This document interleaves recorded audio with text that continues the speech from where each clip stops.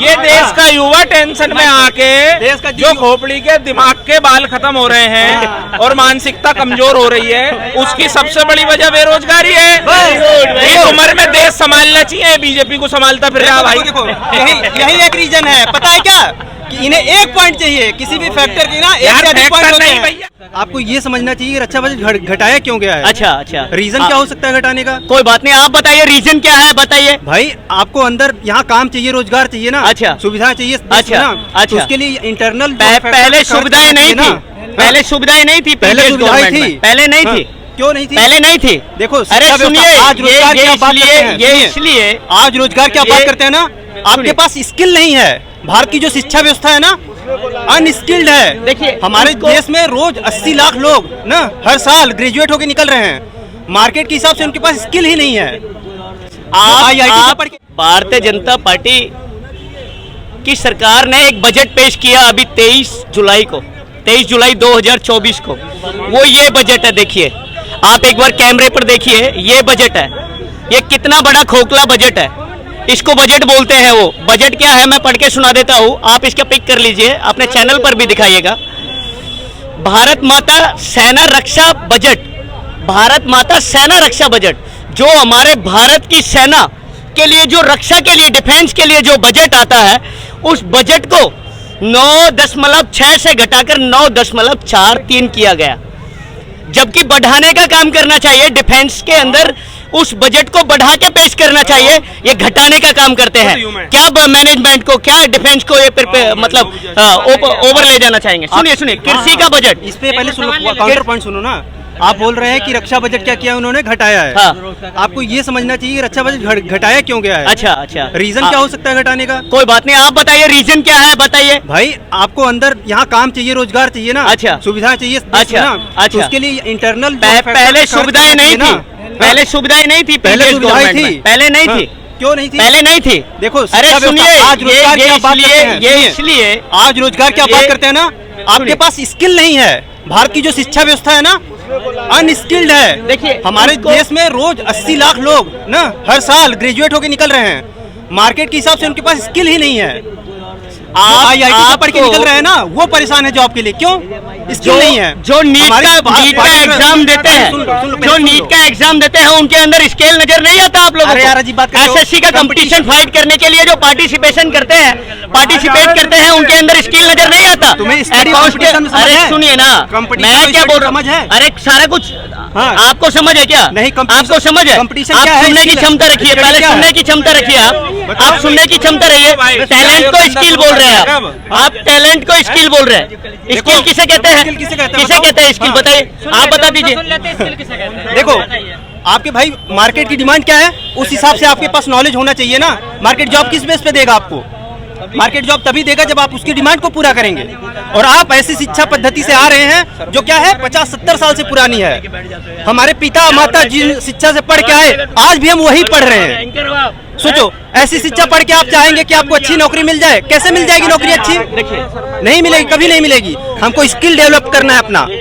शिक्षा के लिए बहुत जरूरी है कि हमारी शिक्षा व्यवस्था जो है ना, उसे सही से इम्प्लीमेंट किया जाए। एक बार भारतीय जनता पार्टी की सेंट्रल गवर्नमेंट को ये स्टेटमेंट जारी करिए, ये भी आप स्टेटमेंट बोल जाइए कि जीएसटी 18% इंक्लूड नहीं करनी चाहिए सेंट्रल गवर्नमेंट को।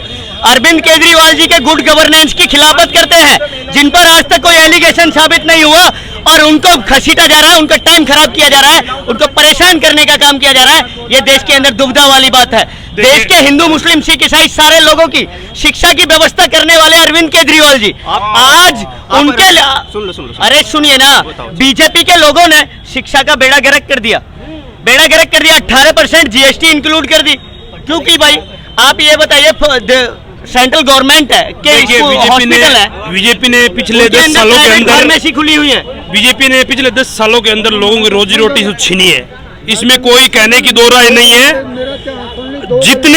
जितने बीजेपी के लोगों ने जितने अपने मार्केट के अंदर 5 किलो अनाज दिया, सर ये बात इनकी सही है। 5 किलो अनाज दिया, पाउच दिया इन लोगों ने, ये बात सही है। लेकिन इन्होंने ये नहीं सोचा है कि देश के अंदर सरकारी संस्था है, देश के अंदर सरकारी एजेंसियों का दुरुपयोग किस कदर से किया जा रहा है। क्या हिंदुस्तान में रहने वाले लोग जो व्यापार कर रहे हैं क्या वो विदेशी है? क्या आज हम लोग अपना ईमानदारी से एक पूरे दिन ड्यूटी करके जा रहे हैं, क्या हमने हमारा हिंदुस्तान निर्माण में भाग्य नहीं है? क्या बीजेपी कोई मतलब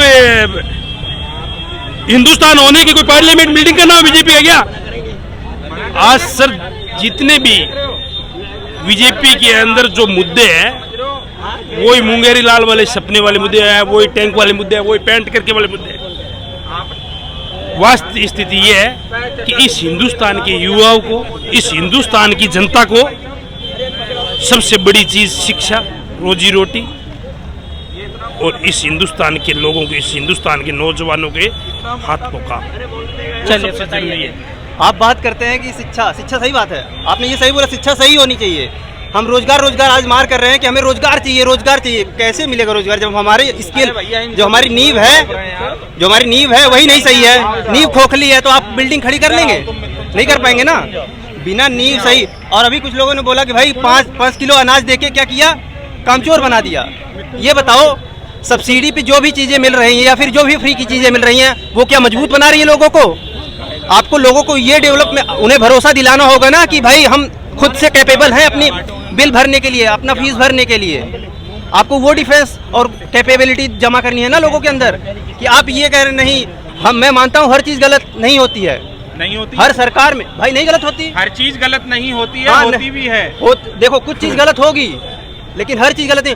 अब भाई देखो, मैं एक चीज यहाँ देख रहा था, अभी सुन रहा था, जितने भी हैं कुछ क्या कर रहे हैं, एक तरफ से बीजेपी ये गलत कर दिया, वो कर दिया, बेड़ागर कर दिया। कुछ है बीजेपी ने बहुत अच्छा किया, बहुत अच्छा किया, लेकिन अच्छा नहीं होता। सर अरे सही है मेरे लाला।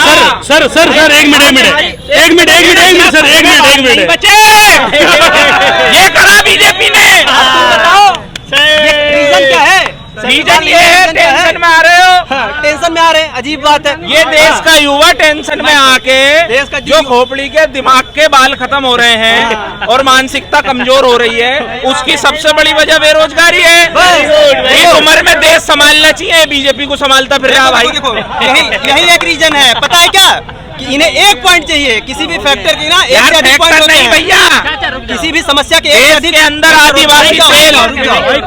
आदिवासी तेल बिक रहा दबादब।